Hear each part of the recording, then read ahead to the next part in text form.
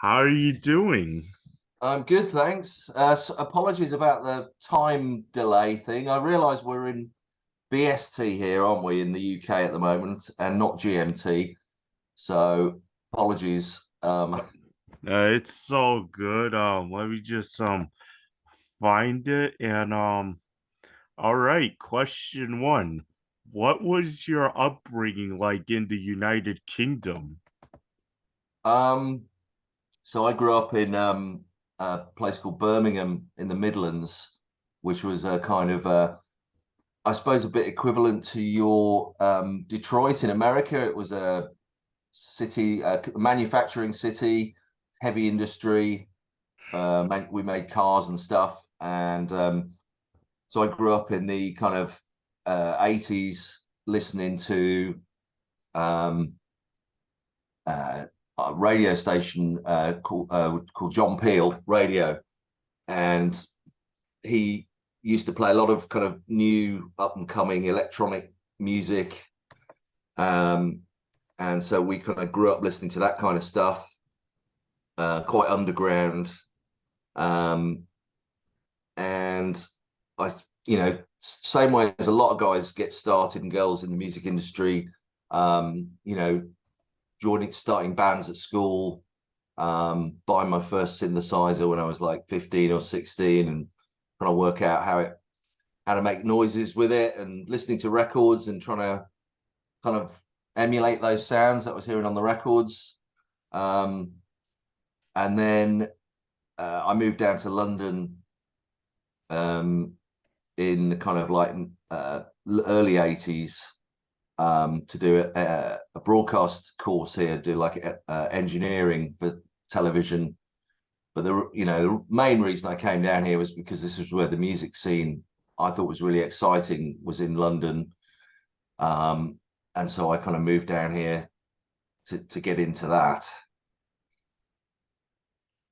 All right, that's a great answer. And I'm far from a New York City and Detroit kind of guy because I live in upstate New York. It's not the most exciting place, but as soon as I grew up, I'm quite happy living here because I don't have to deal with any more drama and stuff.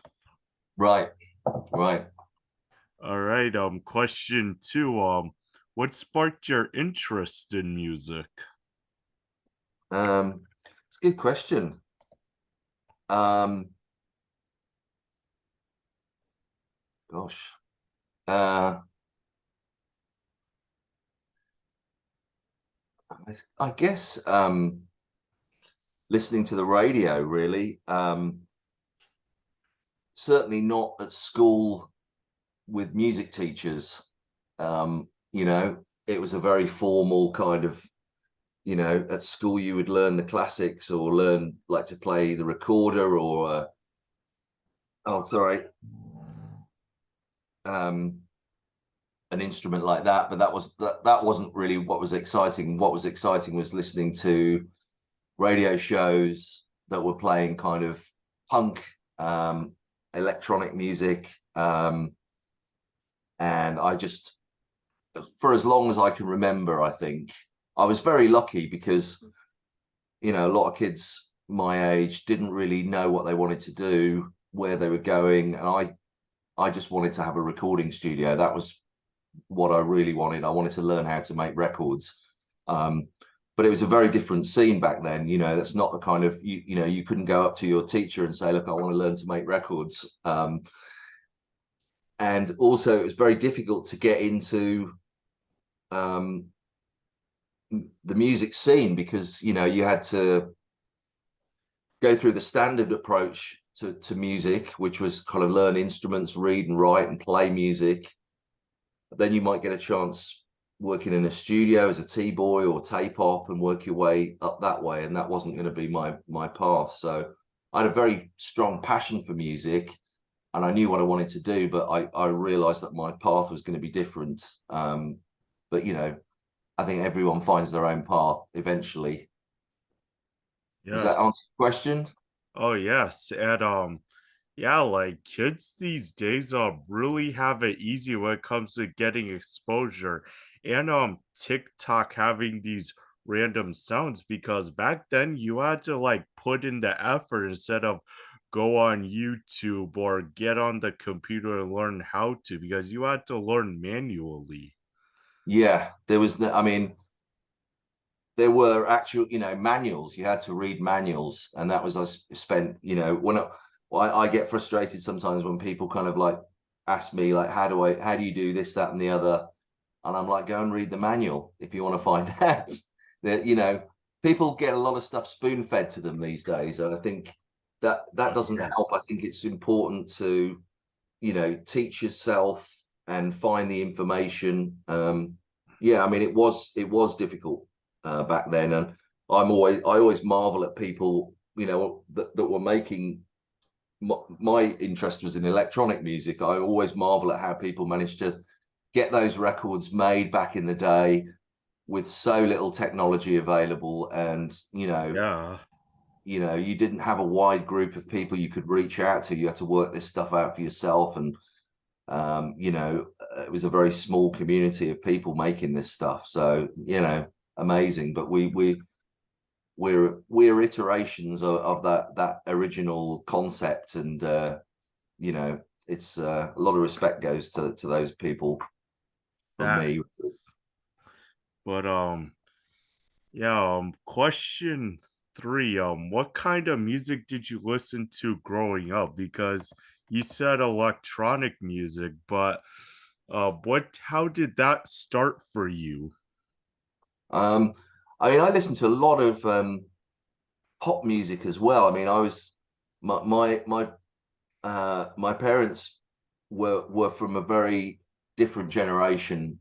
They were quite a lot older than a lot of my other parents, so um, they would be listening to theatre records and people like Val Doonican, country singers. I guess you Irish country singers. But I'd be quite interested in pop music.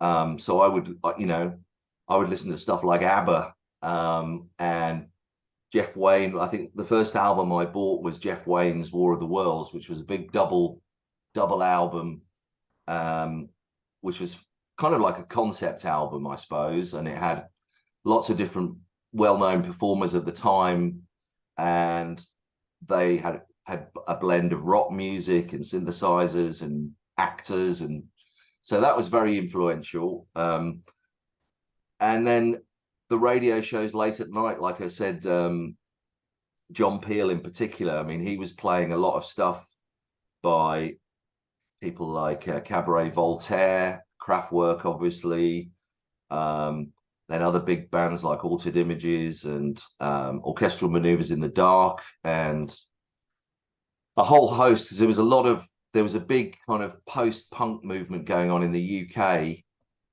which was where people were starting to make electronic music. Obviously, you had people like Depeche Mode as well that were starting to experiment with kind of pop, and you had like labels springing up like Some Bizarre, which had bands like Soft Cell and Depeche Mode, and Mute Records run by Daniel Miller, people like that. So there was a lot of kind of exciting. I mean, even in the pop music, if you looked at the charts in those days, it was a very crazy bunch of, you could go from the kind of a comedy record to something like as sublime as, getting onto our theme of ghosts, something as sublime as Japan, So it was in a lot of ways very interesting time for pop music back then, and I was just all over it. I liked underground stuff they were playing on the radio. I was also kind of getting very interested in listening to production as well. I used to do sessions with my mates where we'd sit there with the headphones or speakers on either side of, and put our heads between the speakers and be listening to all these amazing records and wondering how they were getting these sounds and how they were making these incredible kind of soundscapes and stuff. So yeah, it was exciting, really exciting, and there was a thriving live scene as well. We would go we would go into Moseley, and there was an open amphitheater there, and we were seeing bands like the Selector and the Beat. UB40 had their first, it was before their first album came out, so they were playing. So there was also there was a big ska revival going on. So yeah, it was very exciting.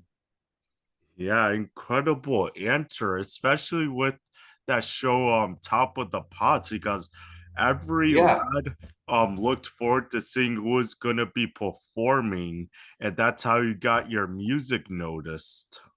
yeah, exactly. I mean, that was the show you would tune in on Thursday night, and I would get tape recorders. I would have a tape recorder next to the television, like a little old cassette recorder, and I would record all this every track that I was interested in, and have them all on a kind of compilation CD compilation cassette, and then would take it to school and play it to my mates, you know, and that was how you did it, I guess.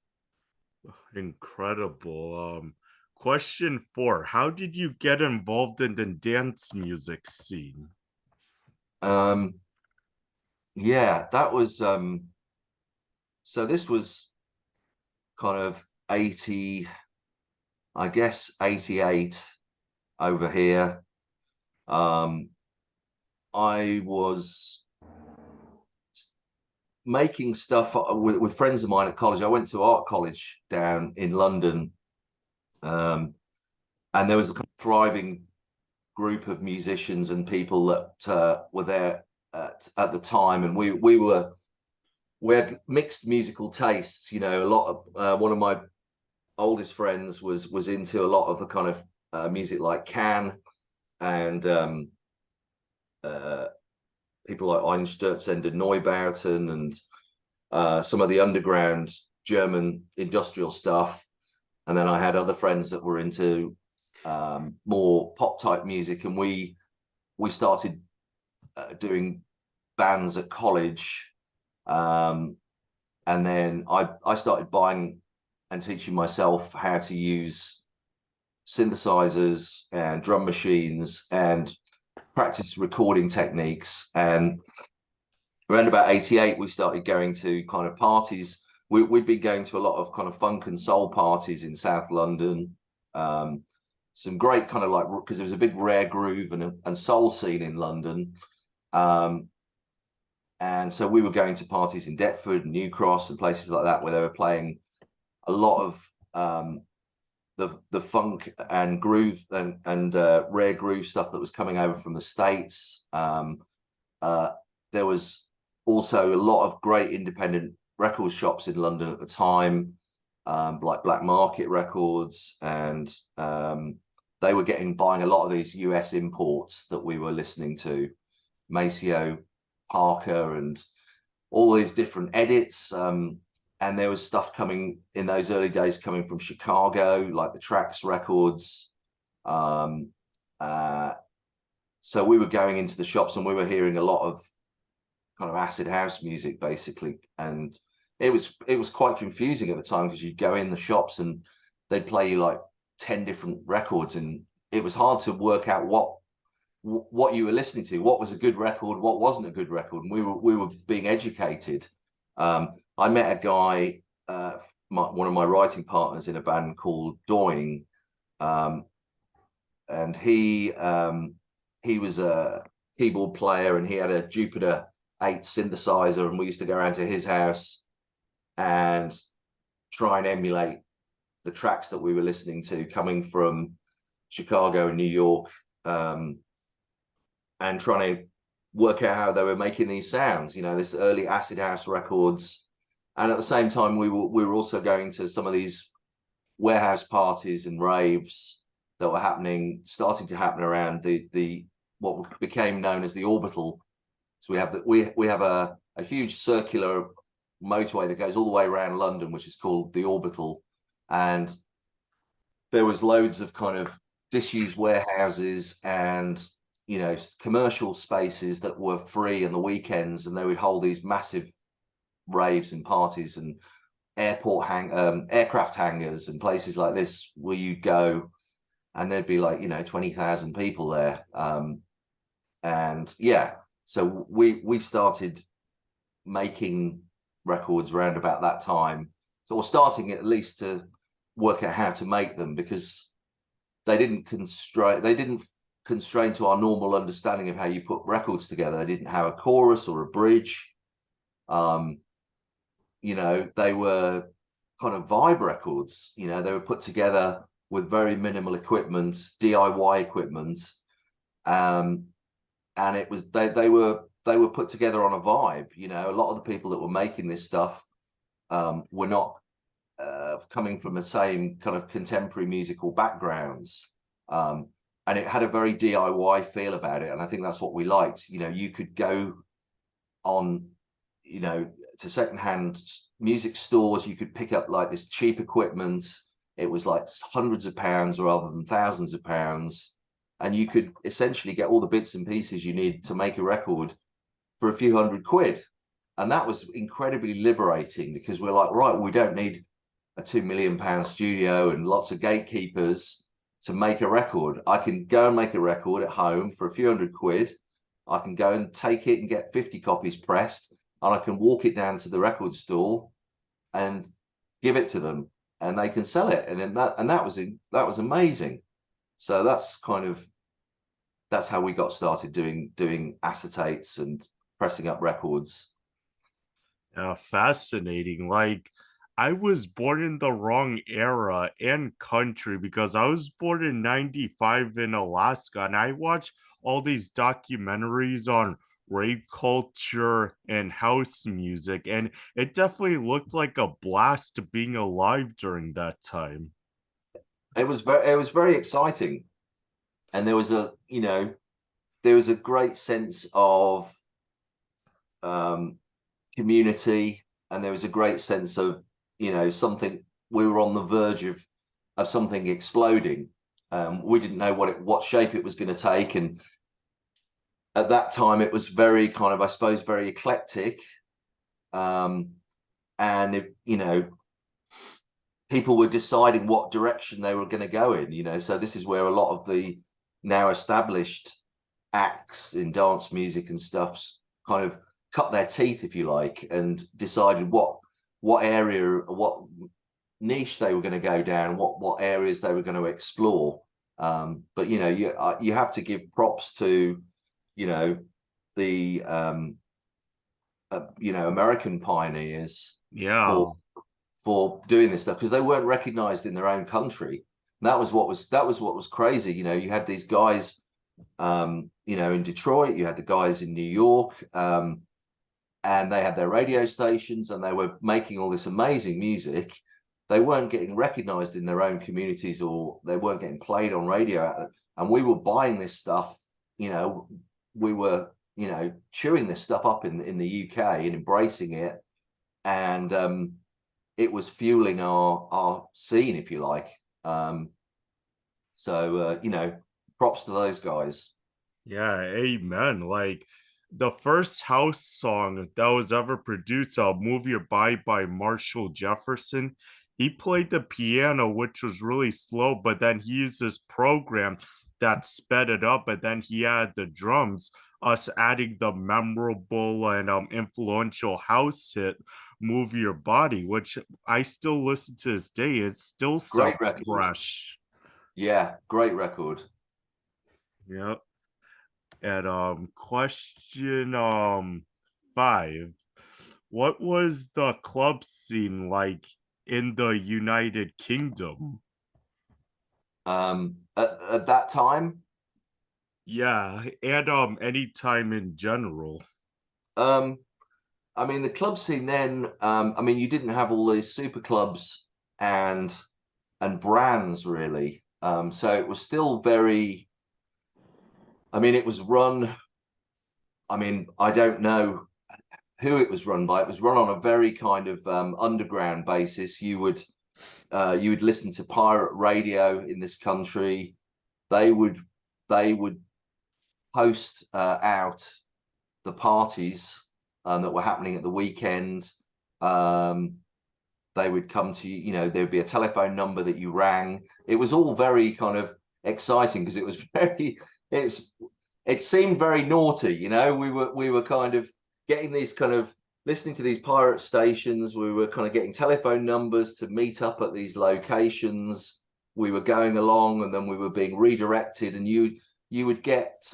I'm talking about, this is kind of pre-club. This was more kind of like the rave scene. So you would get these huge convoys of cars in the middle of the night driving around the outskirts of a lot of the major cities looking for these fields or, you know, industrial places where these parties would be held. So it was very exciting going to those. Where clubs kind of started emerging in the city that were swapping over. I mean, one of the first clubs was, you know, we had Spectrum and Flying. That came a little bit later. So you had the Astoria was one of the first big kind of acid house raves in London, and then other kind of clubs that were playing more pop stuff and more kind of mainstream stuff started converting to, you know, dance music clubs because they were getting so many punters going along. You know, you had huge crowds out on the streets queuing up to get into these places, and a lot of the early DJs, Paul Oakenfold, Trevor Fung, oh gosh, names don't come to me at the moment, but you know, it's all written down. But you know, those guys were spinning to huge crowds. So yeah, it was everyone wore the same clothes. We were all wearing kind of big floppy outfits because you would dance. I mean, it was all about, there were no phones back in those days, no Instagram, no one was taking photos. I don't think I've got any photos at all of any of this stuff because Yeah, everyone was dancing and sweating, and you would dance all night for 8 hours. I don't know how we did it. I'm sure. yeah, unless you had Yeah. a Kodak, which I regret not getting into photography. If I knew a lot of these amazing places that I love would go extinct, but Yeah. like it definitely sounded exciting because my dream job at one point was to either be a rave bouncer or a strip club bouncer because you just get to stand outside, look cool, let people in while listening to all this amazing music. Yeah. Yeah. It was a good job. Definitely. Good job to have. Oh, for sure. Question six, favorite British nightclub from any era of your lifetime? Well, I suppose my favorite club would be the Wag Club in Wardour Street. Um, it was a club run above a restaurant, and they did a night there called Love at the Wag, and I think that's probably where I cut my teeth. Um, we had DJs like CJ McIntosh, Dave Durrell, who later went on to make, or Dave and Chris, who went on to make Pump Up the Volume. Stephen Proctor played there. Paul Trouble Anderson played there on a regular basis, and it was electric. You know, absolutely phenomenal. They were playing all sorts of stuff from Belgian New Beat to Balearic to Detroit acid and techno to pop records, blending it all up. And we had a community of people, and we went there every Friday night. And we knew the people on the door, you know, all the guys knew us. And so it was a real community. And I think that was the same for a lot of people. They've got there. If you talk to people back in that went clubbing in those days, they all had their favorite club and their community of friends that went with them. And, you know, they stayed friends for the rest of our lives, really. So I'd say, yeah, that was that was a great club. I got involved in Ministry of Sound as well, which was also kind of a happening club at the time. And they were hosting great nights, bringing over a lot of the big American names like Tony Humphries, Todd Terry, Louis Vega, all these American artists that were coming over, and they would have huge packed nights, and we'd get to listen to the best, in underground New York, garage and house, on arguably one of the best sound systems in Europe at that time, which was, phenomenal. And these guys would play all night. You saw Tony Humphries; he'd do an eight-hour set, which was, incredible. Oh yeah, like it definitely sounded like the best time ever. Yeah, it was good. I mean, I'm sure it's the best time for everybody, but everybody, has their own time, I suppose. But for me, that was my time. Oh yeah, for sure. Question 7. How did the 10th planet come about? Um, 10th Planet came about. Um, we had spent a bit of time on Ministry's open label, which was kind of more underground techno label. And they had provided us with money to set up a studio. So we had a studio by that point in South London. And I was working with a guy called Nick Hale, who was a studio engineer. He was working with another band called Spooky, who were friends of ours as well. So he was a friend of a friend, and we set up and built this studio in South London in Peckham, specifically to do dance music.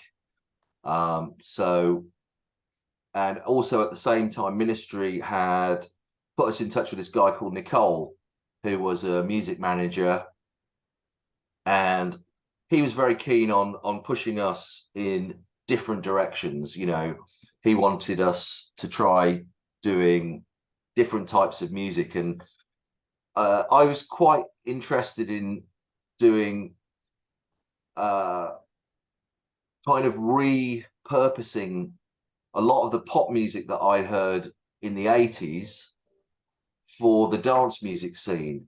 And we were trying to work out ways that we could do it at that time. And there were a few people that were also pursuing that role. I was a huge fan of Japan, and I loved Ghosts, and it was a very, very different track, the original, which I don't know if do you know the Oh, original? oh yes, I heard the original after listening to your version and the Vincent D'Amore remix. I decided to see what it sampled, and then it said it was a cover of this, and then I listened to it, and then because I've been getting into avant-garde music also, I appreciate it for what it was going for. Right. Yeah. So we decided to try and work out how we could put this into a dance music format. We also met a fantastic singer called Claire Pierce, who I'm still in touch with today, Us. um, to come and sing. And so we did a few demo sessions, and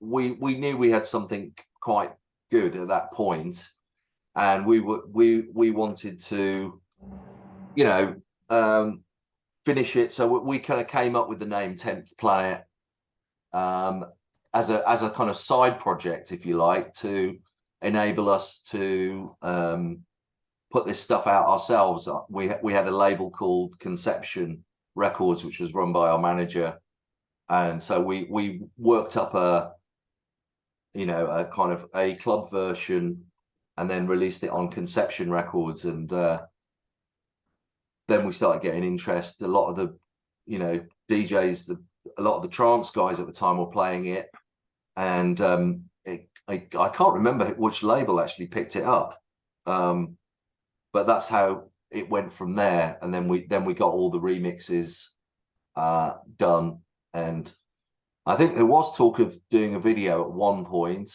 but I don't know if the budget back in those days, there was no, very limited Yeah. budgets for videos, certainly for dance bands. So we never got to make a video for that, but yeah, it turned out good. We were lucky. Oh, awesome story. And yeah, a video would have been amazing. Like, I feel like a video would have gotten more exposure because this was when MTV Jams was coming out. Because in MTV Jams, they would play dance music videos such as Drifting Away, Yeah. because that's how I heard that song. And then DDR had it, and then listened to it, and it's a classic trance anthem. Yeah. Um, I think it was a bit, maybe a bit short-sighted of us not to have made some kind of video for it. Maybe the track would Yeah. have taken off, but I guess it was a bit of a slow sleeper anyway. And it's been, I mean, I couldn't even remember now how many times our version has been remixed now. Oh Uh, yes. so I think it was a good idea. I think that's what I take. What I take from it is I think we came up with a good idea, and there is definitely there's an art to picking what songs to translate into dance music, and we've picked a few. We've definitely picked a few wrong ones over the years, and they've not worked. But if you get the right blend, it can be fantastic, and you can breathe new life. And what I like is the ability to maybe breathe new life into a track, and people to discover the original artist again. Which Oh is yes. you know That's how But yeah, that's how hip hop is, because I listen to these amazing hip hop records, and then thanks to a site called Sampled, I listen to the original and I appreciate the original, because without that amazing song, no one would make a beat out of it. yeah, that's I think, yeah. I mean, I came from a background of like listening to a lot of hip hop in London at the time, and I I think I took from that the idea of the cut and paste, making records in a cut and paste way, mixing things up, putting beats over other things, and using sampling techniques. So that was you know that idea blended well with what we were doing. Amen. All right. Question 8. What was the creation of Ghosts, and what was the session like? Um, yeah, I mean, the session was, I mean, the actual vocal session was, I mean, every time Claire came down to the studio, I'd be in tears by the time she'd finished, because she's just got one of those voices, a bit like Liz Fraser from the Cocteau Twins, or the guy from Ziggy Ross. They have incredibly emotive type vocals, and we knew we had a fantastic vocal when we recorded it, and she'd given the track a new, fresh meaning and a fresh approach. The sessions took quite a long time because we were trying to work out a lot of the difficulty with this stuff and translating pop songs or songs of any kind really into dance music format, is trying to work out how to structure them, and this was in the early days where there wasn't a lot to go on, so you couldn't, you wouldn't have a lot of reference tracks to be able to work to that would guide you into how do you build, where do you put the vocals? Do you put the vocals over the record, or do you keep them just in the drop? How do you get to the drop? how much music do you put in there? You know, because dance records don't have a lot of music in them. You know, they have a bass line. I mean, trance records are a little bit different because they do tend to have more musical elements than a lot of house music. So how much of that are we going to put in? How do we make a chorus? Because it's quite a it's a strange song when you listen to it and you break it down. I mean, I've since heard David Sylvian do beautiful renditions of that song on an acoustic. It's got a huge amount of soul in it, which I don't think was probably very clear to us when you listen to the original kind of synth version. It sounds very cold and very kind of isolated. But if you listen to David Sylvian on YouTube or somewhere playing an acoustic version, it's an incredibly soulful song, which I think is what Vincent D'Amour did a great job of pulling out of that mix, which is why it became quite such a success. I think he had an amazing vision on that record, and you know, huge props to him and Rodanka, who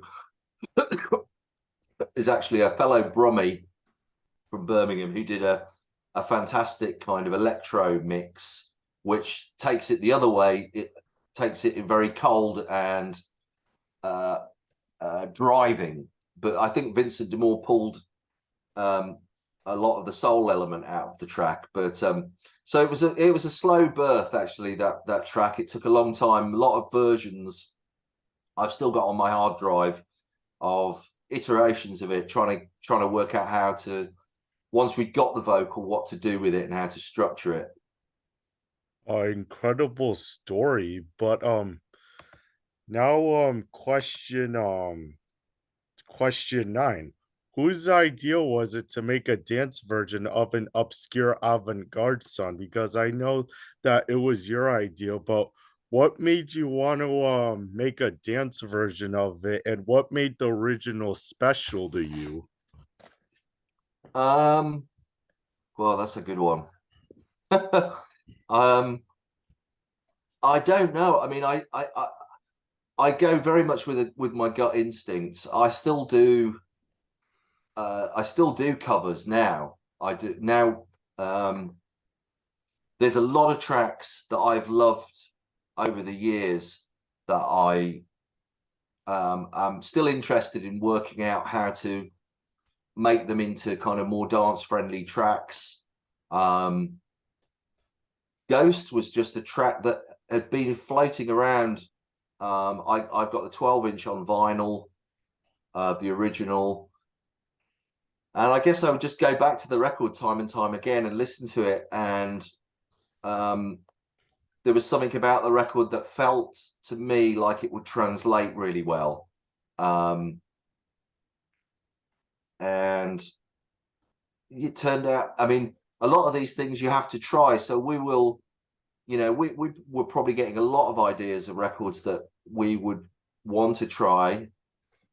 Um, and you try them out for a couple of days and it's clear that they're not going to translate very well.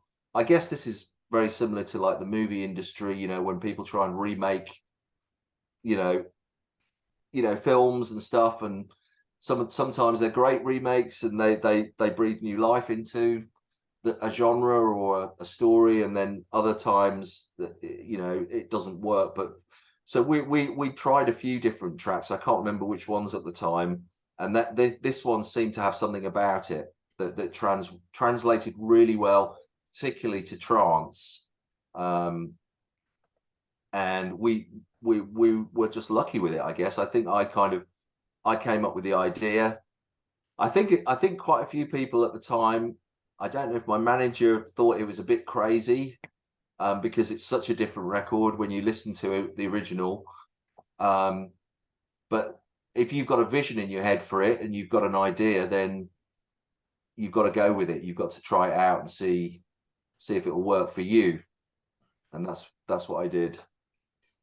And really incredible story, but yeah, I like that comparison to the movie industry because Hollywood has unfortunately run out of ideas.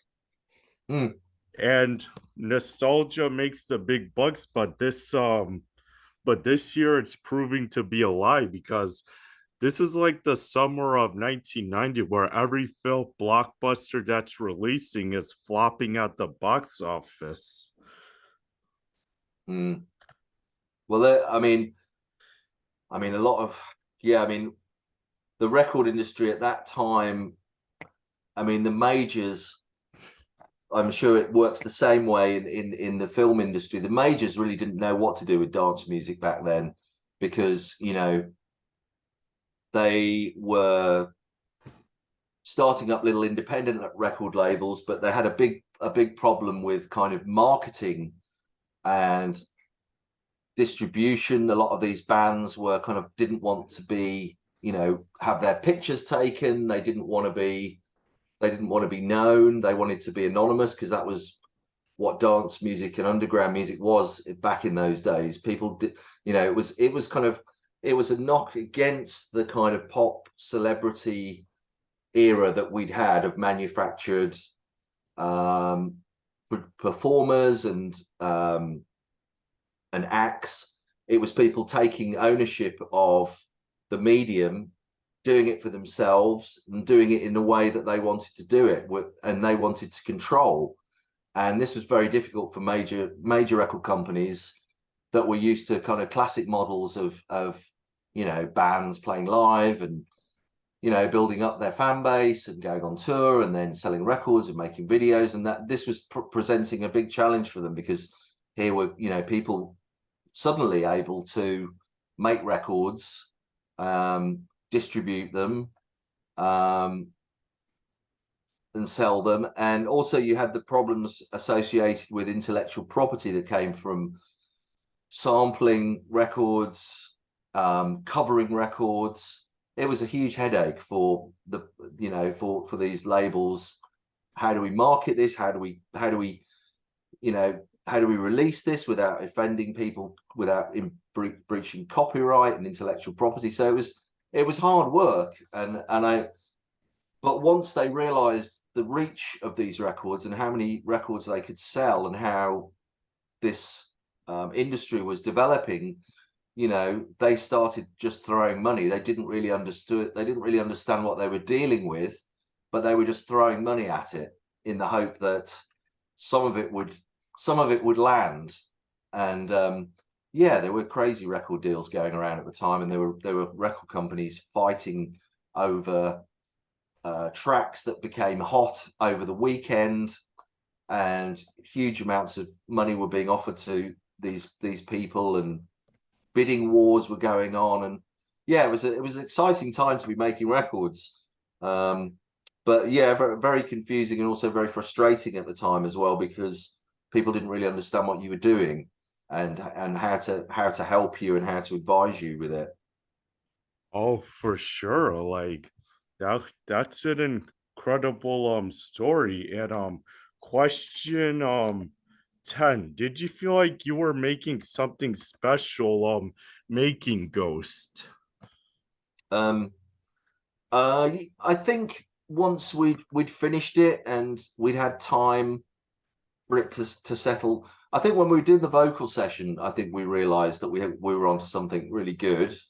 Um, I mean, that's not to take the credit away from David Sylvian, who is a fantastic songwriter, and obviously, you know, we're not writing the song. The song is already an amazing song, so there's no taking that away from Japan and David Sylvian. Um, but I suppose reimagining it in a different way and realizing that it was working was incredibly exciting because we knew that it was going to be a big, or at least we thought. I mean, I don't suppose anybody sits down and hopes they're going to make an average dance record. You know, you always you always imagine you're going to be making something amazing. That's what gets you. That's what gets you through it. But we did feel that we had something quite special.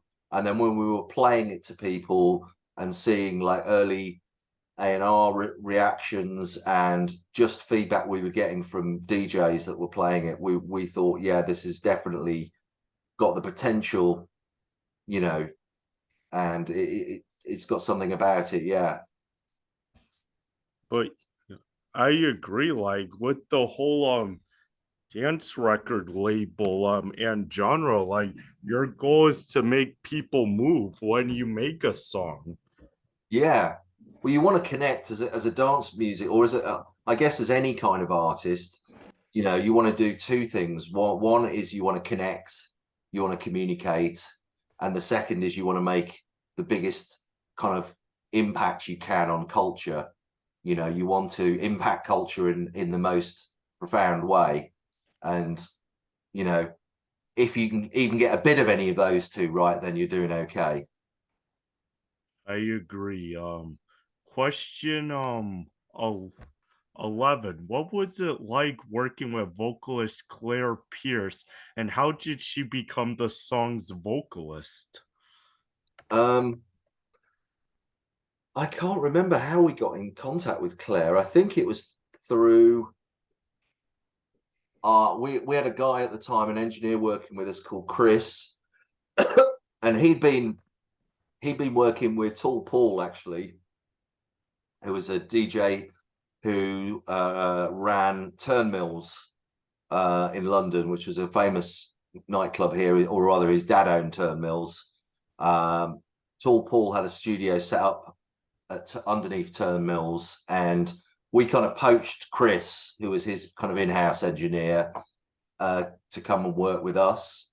And I think Chris knew Claire, and she came down and tried out. We tried a lot of different singers when we were kind of with the Ministry of Sound. They were sending us a lot of singers to work with from all sorts of different backgrounds, soul, jazz, pop, and none of them really were the right fit for us, that they, for what we were doing at the time. And Claire came down and we just got chatting, and then she came down a few times to do some demos, and we just immediately hit it off. We had great rapport with her, great sense of humor. And then when it came to going in the booth and laying the vocal down, every time we would be floored by her voice and her delivery. And so, you know, we formed a relationship then. And, you know, as I say, I'm still in touch with Claire now. And she's still, in fact, we did a version of Hallelujah, which might be Tim Buckley. I don't know if Tim Buckley, it was a Tim Buckley song, but we did a version of Hallelujah with her a few years back, and it, you know, her vocal on that is absolutely incredible. It never saw the light of day. I still have it on my hard drive, but I listen to it from time to time. And, you know, I get people ringing me up and emailing me all the time about Claire. And somebody has actually done a version of a track recently, and they contacted me to see if she would be willing to work with them. So I think she started maybe making inroads into doing dance singing again with some of the new acts that are coming out now. So you may well hear her again on some Uh, fresh material. oh, for sure. Like, I hope I can you can like hand her information for me because I would like to interview her one day because she really made the song amazing and emotional, but as soon as that beat drops, I always gotta get down. Yeah, no, certainly. I'll hook you up. Okay, thanks, mate. And question 12. How did the Vincent D'Amore remix come about? Because this was when he was red hot and in demand of trance. That was arranged through our label. At the time, uh, I think the label sent him the track, and he obviously realized the power of the idea. I think, you know, he could see it as well as I could, that this was a great track to turn into a trance record. it was going to translate really well, and he just agreed to do it. So it was a real coup. And I remember getting the mixes back from the record company, and we sat down and we listened to the Vincent D'Amour mix, and we're like, wow, this is better than ours. This is amazing. He's really, it takes a great remixer and producer to really kind of eke out the best out of a vocal like that and really take it as far as you can in your own genre. And I think I mean, I'm sure that Vincent D'Amour fans will probably put that as one of his best mixes of all time. And I'm sure he probably felt the same. Oh, for sure. Like Vincent is like an enigmatic figure because he's very elusive and private, but he put so much work into this trance and got it to where it is, and he definitely made his mark. Yeah, absolutely. I mean, yeah, some of us are still. I'm very. I don't really do interviews, and very often I'm a very private person. But I particularly like talking about this song, and it's good to get the history.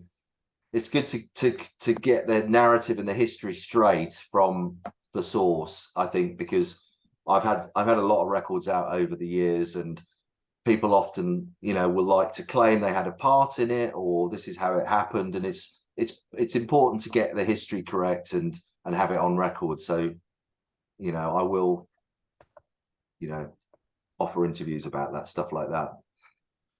Incredible. Question 13. What was your reaction to Ghost Vincent D'Amour remix being included in the hit video game Dance Dance Revolution sixth mix sixth mix max? Great. It's a fantastic. I mean, the good thing about that is that David Sylvian and Japan will get most of the money for that. We don't see any money for that, and that is a way of giving something back to him. For this incredible gift of this song that he's done, and possibly Vincent D'Amour for creating such a brilliant record. So yeah, I'm incredibly happy. I mean, that's how because I see on when I go on YouTube, I can see that a lot of people have come to that record through the gaming industry. There's been quite a few of my tracks that have people have discovered that way through excuse me, through gaming. I was never really a big gamer. I used to play Maelstrom back in the day. That gives you some idea of how long ago I used to do gaming. So yeah, I was surprised that people were using this music for gaming, and then also putting their own gaming videos up online and using these tracks behind them. So that was kind of completely new to me. I never envisaged that would happen.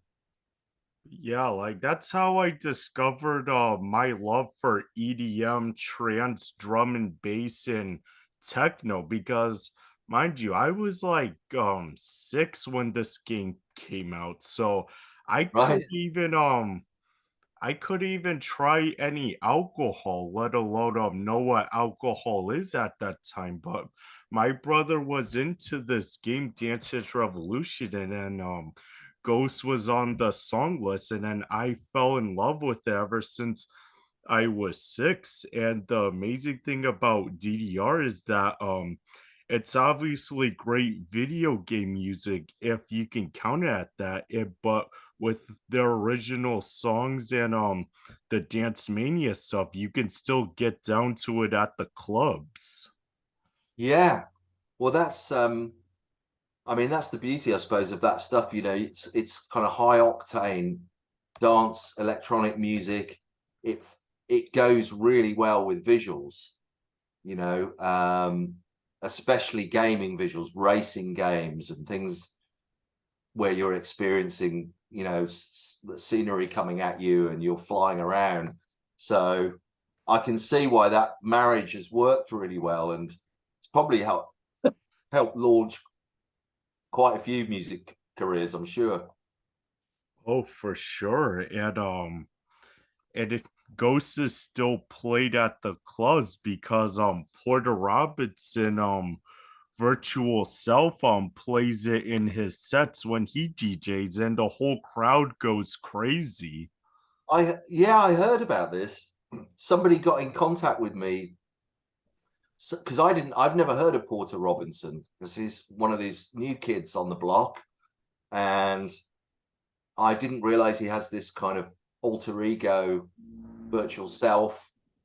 And somebody emailed me saying, "Oh, Porter Robinson dropped this track in his set the other day," and yeah, I was quite amazed because he must be quite, maybe he's your age or younger, Yeah, it's 3 years older than me. right? And he's somehow managed to, but I guess he's been brought up with video games, and Yes. maybe that's where he's latched onto that track and why he's playing it still because I mean, that track was done in 1999 or something. Yep. The That's age. like, how Yeah, long I ago was was that? like Yeah, I was like 3 at that time, but that was when I knew that I would love women because that was the year when Britney Spears came on the scene and I discovered my manhood at a young age because of her. Well, yeah. I mean, that's it's hard to imagine how long ago that track came out and that it still connects with young people now, and people go mad for it listening. And that gives me a great amount of pleasure to know that that happens. And it's testament to the fact it's a great remix and a great track. And people will connect. That's why, I mean, I'm always quite big on vocals. I mean, I know a lot of dance music doesn't have vocals in it, but I always think vocals really help to connect an audience to the track. Oh yes, for sure. Like vocals are usually an afterthought, but then in the case of this one, this was where the vocal, the drop, and everything is just goes perfectly together. Yeah, and I think that the sentiment of the lyrics connects to all age groups. They're incredible lyrics, and I think that that's what people pick up on. Those, you hear those words and they connect. They're amazing. Oh, for sure. Question 14. How does it feel to have this memorable trance song still striking a chord with club goers and Dance Dance Revolution fans? Incredibly grateful. You know, um, that's all you can hope for. That you've made something timeless, um, and that it connects with people and will continue to connect with people, hopefully, for years to come. So you can't ask for more than that, really, with anything you make, whether it's a painting or a sculpture, or that's for me, that's as good as it gets. Oh, yes. Like Leonardo da Vinci and Van Gogh didn't have their work noticed until they were dead, but they still made masterpieces despite not being noticed when they were alive. Yeah, I mean, that's tough. I mean, it's hard doing it anyway, and kind of in the underground. If you don't get validation somehow, if people are not, so to be able to work and produce art for a whole lifetime without being appreciated until you've passed away is, I don't know how they did that. Oh, They must they must love the work, and that gives them enough. You, at the end of the day, you know although the validation is great, and it's great to get recognized and get recognition, you've got to completely love what you do, and you've got to absolutely love what you've done yourself and make yourself happy. And then hopefully that shines through, and other people can hear that. you know um but you've got to make it for yourself first and foremost, and you know I guess you know that's what you've got to be true to. Oh, for sure. Question 15. Throughout your entire music career, what would you what would you say your most memorable studio session was? Um, Gosh. Um, I mean, probably working with Robert Owens. We had we were doing a track for uh what later became for Darren Emerson's label Underwater. Um, I was working with a guy called Simon Monday, who was one of the early house pioneers. He was working with Adamski back in the day. I don't know if you remember him. I've heard of him. Heard of him? Yeah. So uh, we had this track idea that Simon had written, Mr. Monday had written, and he came to me to um, jazz it up a bit and make it a bit more, record friendly. And so we worked on this track and we got in touch, I think, at the time with Robert Owens, publisher in this country, who somehow managed to send him the track. And Robert came down the studio and we had a wonderful afternoon with him. And we did a track called Longing, which was later released on an Underwater. And he was just an absolute joy. He's such a consummate professional. He came down, he laid the vocals, he did the harmonies, he did the ad libs, and then he went to sleep on the sofa at the back of the room because he'd just kind of come off the back of a long flight. And you know, I was sitting in the studio thinking, Christ, this is the guy that wrote "I'll Be Your Friend," wrote "Tears" with Frankie Knuckles, and he's come down to sing in our studio, and that was an amazing experience. Feels like touching the source. You feel closely connected to the origins of house music when you're around people that have that kind of legacy with them. Oh, for sure. And that was such an incredible story. And question 16. What was the best reaction you've seen of Ghost being played in the club? I don't. I've never been in a club and heard it, to be honest, because I don't really go clubbing. Um, I used to back in the day, but um, I think I've seen a clip of Porter Robinson playing it on YouTube. That's as close as I've got. I've unfortunately never really explored DJing as a career, and so unfortunately I've never got to play it out live, and I've never been able to see the crowd's reaction, which is a shame because it would, you know, something that I would really love. But maybe one day I'll get Oh, offered DJing work and I'll play some of that old stuff. oh yeah, like especially in upstate New York, we really need someone like you to bring a party to life. So I'll definitely get in contact to you when I find a venue or anywhere in the state for you to come DJ. Cool, man. That'd be Yeah, great. yeah, I would like to do DJing on the side too because if I was a DJ, I would definitely spin Ghosts Vincent D'Amore remix. Right, right. Just I just wanted to check because I'm gonna have to shoot now. Have you got many more questions? Just one more. Yeah. Okay.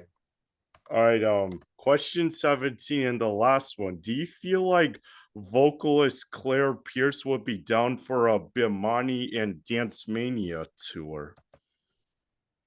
Tour.